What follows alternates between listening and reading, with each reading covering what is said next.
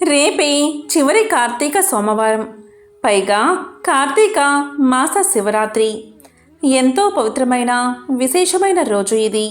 ఇలాంటి మహిమాన్వితమైన రోజు మీరు 5:34 నుంచి 6:50 మధ్య, అంటే ప్రదోష కాలంలో ఈ ఆకుపై దీపాన్ని వెలిగిస్తే చాలు. జన్మల పాపాలు దోషాలు తొలగిపోతాయి, మహాపుణ్యం కలుగుతుంది. మరి ఏ ఆకుపై దీపం వెలిగించాలో ఇప్పుడు ఈ వీడియోలో తెలుసుకుందాం. కార్తీక సోమవారం ఆ మహాశివుడికి అత్యంత ప్రీతికరమైన రోజు. ఈరోజు ఏమీ చేయకపోయినా సరే పసుపుతో ఈ చిన్న పరిహారాన్ని చేసి చూడండి. మీ జీవితంలో ఉన్న కష్టాలు తొలగిపోతాయి, అద్భుత ఫలితాలు మీకు కలుగుతాయి, లక్ష్మీ కటాక్షం కలుగుతుంది. మరి కార్తీక సోమవారం రోజు పసుపుతో ఏం చెయ్యాలో ఇప్పుడు తెలుసుకుందాం. హిందూ సాంప్రదాయంలో పసుపుకు అత్యంత ప్రాముఖ్యత ఉంది. పసుపు సాక్షాత్తు లక్ష్మీ స్వరూపం. పసుపు లేకుండా ఏ శుభకార్యాన్ని చేయరు. అలాంటి పసుపును ఉపయోగించి అనేక రకాల సమస్యల నుండి సులభంగా బయటపడవచ్చు. కార్తీక సోమవారం రోజు ఆడవారు కొద్దిగా పసుపు తీసుకుని ఆ పసుపులో కొద్దిగా ఆవు నెయ్యి కలిపి ఆ పసుపును శరీరానికి రాసుకుని 5 నిమిషాల తర్వాత స్నానం చేస్తే చాలు, లక్ష్మీ కటాక్షం కలుగుతుంది. ఇలా కార్తీక మాసంలో వచ్చే ప్రతి సోమవారం కూడా ఆడవారు ఇలా చేస్తే ఆర్థిక సమస్యల నుంచి బయటపడవచ్చు. సహజంగా స్త్రీలు అప్పుడప్పుడు పసుపును రాసుకుంటారు, కానీ విశేషంగా కార్తీక సోమవారం రోజు ముఖ్యంగా పెళ్ళైన ఆడవారు పసుపు రాసుకునేటప్పుడు కొద్దిగా ఆవు నెయ్యిని కూడా దాంట్లో కలిపి ఆ మిశ్రమాన్ని రాసుకుని స్నానం చేయాలి. కార్తీక సోమవారాల్లో ఇలా చేస్తే లక్ష్మీదేవి అనుగ్రహంతో పాటు దీర్ఘ సుమంగళి యోగం కలుగుతుంది. లక్ష్మీదేవి యొక్క విశేషమైన అనుగ్రహం కలగాలి అంటే కార్తీక సోమవారం రోజు సాయంత్రం 6 దాటాక పసుపుతో ఒక ప్రత్యేకమైన పరిహారాన్ని పాటించాలి. కార్తీక సోమవారం రోజు సాయంత్రం 6 గంటల తర్వాత కొద్దిగా పసుపు కొద్దిగా ఆవు నెయ్యి కలపండి. దాన్ని తీసుకుని మీ ఇంటి ముందు భాగంలో ప్రధాన ద్వారం మీద కానీ లేదా ఇరువైపులా కానీ 3 స్వస్తిక్ గుర్తులు వేయండి. ఇలా వేసిన తర్వాత గుమ్మానికి చెరుక పక్కన దీపాలు వెలిగించండి. ఇలా ఈరోజు చేస్తే లక్ష్మీదేవి అనుగ్రహం మీకు కలుగుతుంది. కార్తీక సోమవారం రోజు శివపూజ చేసే సందర్భంలో ఒక పసుపు కొమ్మను కూడా పూజలో ఉంచండి. ఓం నమశివాయ, ఓం నమశివాయ అనే అష్టాక్షరి మంత్రాన్ని 108 సార్లు జపించి ఆ తరువాత, అంటే పూజ పూర్తయ్యాక ఆ పసుపు కొమ్మను తెచ్చి మీరు ధనాన్ని భద్రపరిచే ప్రదేశంలో పెట్టుకోండి. అంటే కార్తీక సోమవారం రోజు ఇంట్లో శివయ్య ముందు దీపాన్ని వెలిగించి ఒక పసుపు కొమ్మును అక్కడ ఉంచి పంచాక్షరి మంత్రాన్ని జపించి ధూపదీప నైవేద్యాలు పూర్తయిన తర్వాత దానిని మీ ఇంట్లో బీరువాలో పెట్టుకుంటే ఇంట్లో ధనానికి లోటు ఉండదు, తిరుగులేని రాజయోగం పడుతుంది. కాబట్టి కార్తీక సోమవారం రోజు ఇలా ఈ పరిహారాన్ని పాటించండి. మహాశివుడి అనుగ్రహాన్ని, లక్ష్మీ కటాక్షాన్ని పొందండి. సోమవారం మహాశివుడికి ఎంతో ఇష్టమైన రోజు, అందులోనూ ఇది కార్తీక మాసం. కాబట్టి ఈ కార్తీక సోమవారం రోజు ఉదయం 7:30 నుంచి 9 గంటల మధ్య రాహుకాలం ఉంటుంది. ఈ సమయంలో శివాలయ ప్రాంగణంలో ఎవరైతే ఆవు నెయ్యితో దీపాన్ని వెలిగిస్తారో వారి జాతకంలో ఉన్న గ్రహదోషాలు తొలగిపోతాయి. చాలామందికి జాతకంలో నవగ్రహ దోషాలు ఉంటాయి. ఆ నవగ్రహ దోషాలన్నీ తొలగిపోవాలి అంటే, నవగ్రహాలు ప్రసన్నం కావాలి అంటే ఈశ్వరుడు గ్రహ నక్షత్ర మాలికాధరుడు. కాబట్టి శివాలయ ప్రాంగణంలో ఉదయం రాహుకాలంలో ప్రమిదలో ఆవు నెయ్యి పోసి 3 వత్తులు విడివిడిగా వేసి దీపాన్ని వెలిగించండి. ఈరోజు ఇలా చేస్తే ఎలాంటి జాతక దోషాలు ఉన్నా తొలగిపోతాయి. సొంత ఇల్లు కట్టుకోవాలి లేదా కొనుక్కోవాలి అనుకునేవారు, అలాగే రియల్ ఎస్టేట్ రంగంలో సంపాదన పెరగాలి అని భావించేవారు, అప్పుల బాధలు తీరిపోయి అప్పులు లేకుండా ఉండాలి అనుకునేవారు సోమవారం ఉదయం రాహుకాలంలో, అంటే 7:30 నుంచి 9 గంటల మధ్య శివాలయంలో మారేడు దళాలతో ఆ మహాశివుణ్ణి పూజించండి. ఇలా చేస్తే అన్ని రకాల సమస్యల నుంచి బయటపడవచ్చు. శివాలయానికి వెళ్ళడం వీలుకాక ఇంట్లోనే పూజ చేసుకోవాలి అనుకునేవారు మీ ఇంట్లో శివలింగం ఉంటే లేదా శివుడి ఫోటోకైనా సరే ఇలా పూజ చేస్తే చాలు మీకు శివానుగ్రహం కలుగుతుంది. ఇంట్లో శివలింగం ఉన్నవారు ఆ శివలింగాన్ని అభిషేకించండి. అభిషేకం అంటే నీళ్ళలో కొన్ని పువ్వులు వేసి పువ్వులు కలిపిన ఆ నీటితో శివుణ్ణి అభిషేకించండి. ఇలా చేస్తే త్వరలోనే ఇల్లు కట్టుకుంటారు లేదా ఇల్లు కొంటారు. అన్ని ఆటంకాలు తొలగిపోతాయి. రియల్ ఎస్టేట్లో లాభాలు వస్తాయి. అప్పుల బాధలు తొలగిపోతాయి. అలాగే సోమవారం 7:30 నుంచి 9 గంటల మధ్యలో శివారాధన సమయంలో ఇంట్లో మహాశివుడిది ఏ ఫోటోను పూజిస్తే ఎలాంటి పుణ్యం కలుగుతుందో ఇప్పుడు తెలుసుకుందాం. శివపూజ చేసే పటం ఎలా ఉండాలి అంటే శివుడు కైలాస శిఖరం మీద కూర్చుని ఉన్న ఫోటోకు పూజ చేస్తే ధనలాభం కలుగుతుంది. అదేవిధంగా శివుడు పార్వతీ సమేతుడై ఉన్న ఫోటోను పూజిస్తే భార్యాభర్తల మధ్య గొడవలు తొలగిపోతాయి. భార్యాభర్తల మధ్య సఖ్యత ఏర్పడుతుంది. కుటుంబంలో గొడవలు ఉన్నవారు శివపార్వతులు ఇద్దరూ ఉన్న ఫోటోను పూజించండి. అలాగే మహాశివుడు కొన్ని ఫోటోలలో నంది వాహనం మీద కూర్చుని ఉంటాడు. ఇలాంటి ఫోటోను పూజిస్తే ఆర్థిక ఇబ్బందులు అప్పులు తొలగిపోతాయి. మొండి బాకీలు త్వరగా వసూలు అవుతాయి.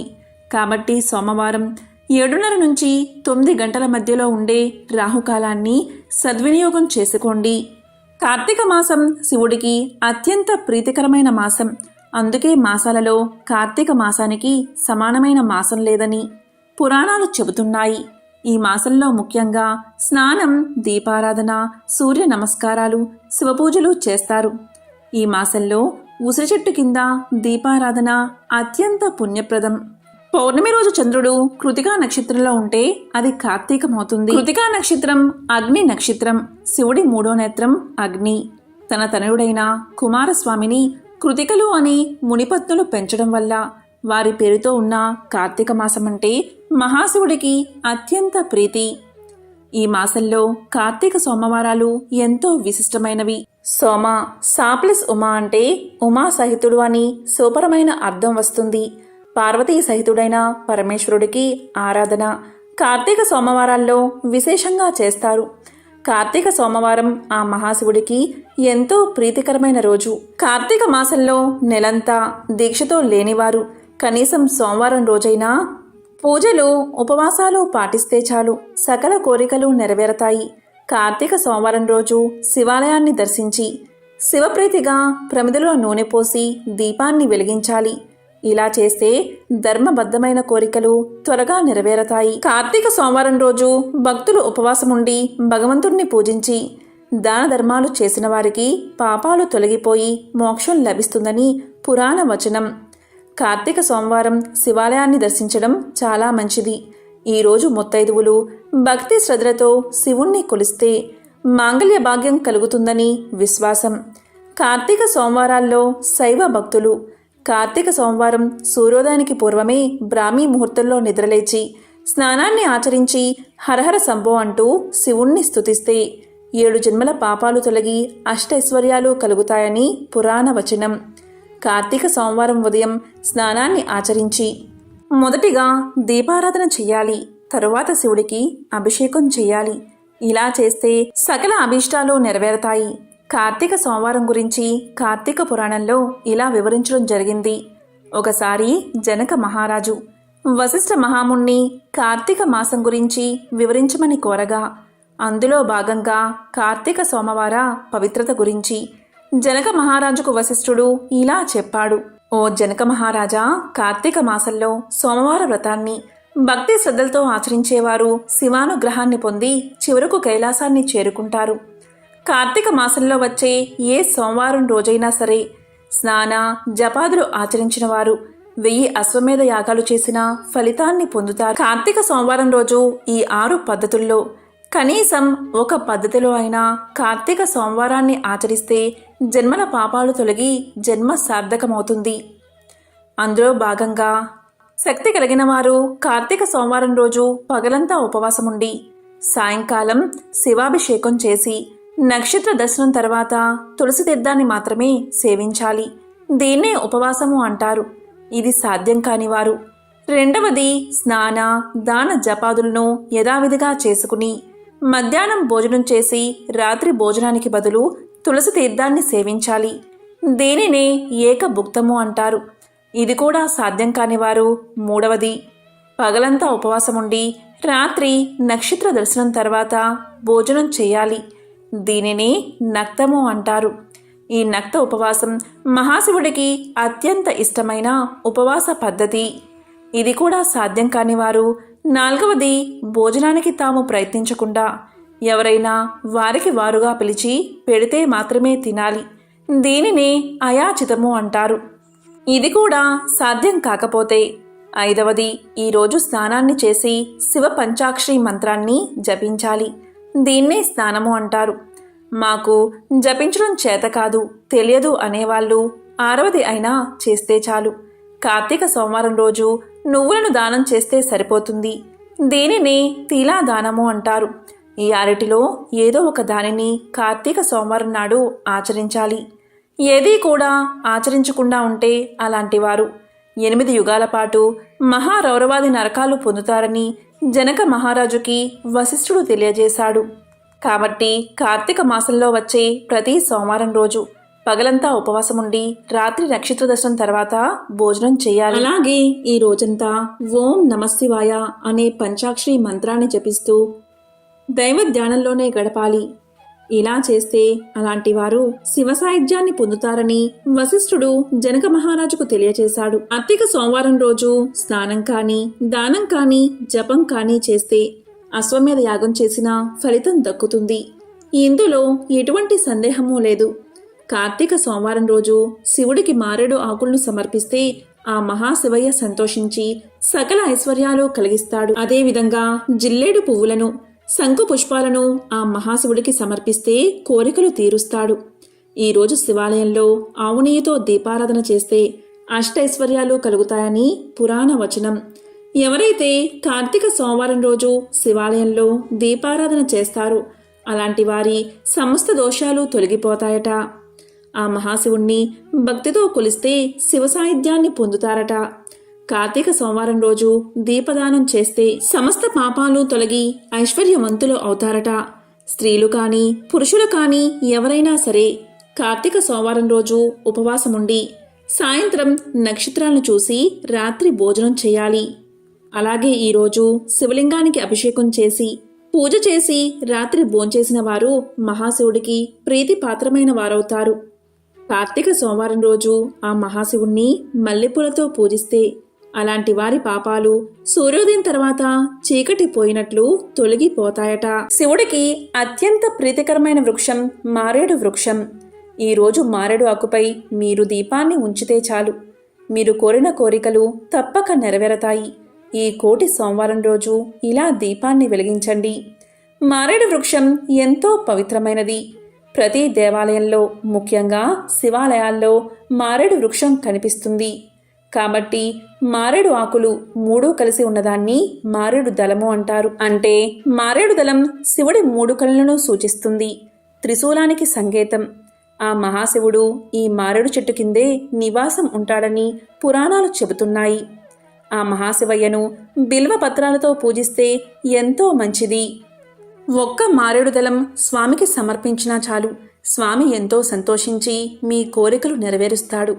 అందుకే బిల్వాష్టకంలో త్రిదళం త్రిగుణాకారం త్రినేత్రంచ త్రియాయుధం త్రిజన్మ పాప సంహారం ఏక బిల్వం శివార్పితం అంటూ బిల్వం యొక్క విశిష్టతను తెలియచేశారు. అందుకే మహాశివుడిని బిల్వ పత్రాలతో పూజించడం ఎంతో శ్రేష్టం. అలాంటివి మారేడు ఆకులు తీసుకువచ్చి ఆ మారేడు ఆకును శుభ్రం చేసి పసుపు కుంకుమలతో అలంకరణ చేసి దానిపై 365 ఒత్తుల దీపాన్ని వెలిగిస్తే చాలు, మీరు చేసిన పాపాలన్నీ పటాపంచలు అయిపోతాయి. ఈ దీపాన్ని సాయంత్రం 6 నుంచి 7 మధ్య వెలిగించండి. శివాలయంలో ధ్వజస్తంభం దగ్గర కానీ నందీశ్వరుడి దగ్గర కానీ ఈ దీపాన్ని వెలిగించండి. ముందుగా ఏం చేయాలి అంటే మీరు దీపాన్ని వెలిగించే ప్రదేశంలో శుభ్రం చేసి దాని మీద వరిపిండితో అష్టదళ పద్మం ముగ్గు వేయండి. దానిపైన తమలపాకు ఉంచండి. దానిపై మారేడు దళాన్ని ఉంచి అప్పుడు మట్టి ప్రమిదను పెట్టండి. తరువాత ఆవు నెయ్యిలో ముంచిన 365 ఒత్తుల దీపాన్ని వెలిగించండి. ఇలా చేస్తే మీకు అంతా శుభమే కలుగుతుంది. ఎంతో విశేషమైన ఈరోజు ఇటువంటి పరిహారాలు పాటించి సకల శుభాలను పొందండి. ఓం నమః శివాయ. ఓం నమో నారాయణాయ.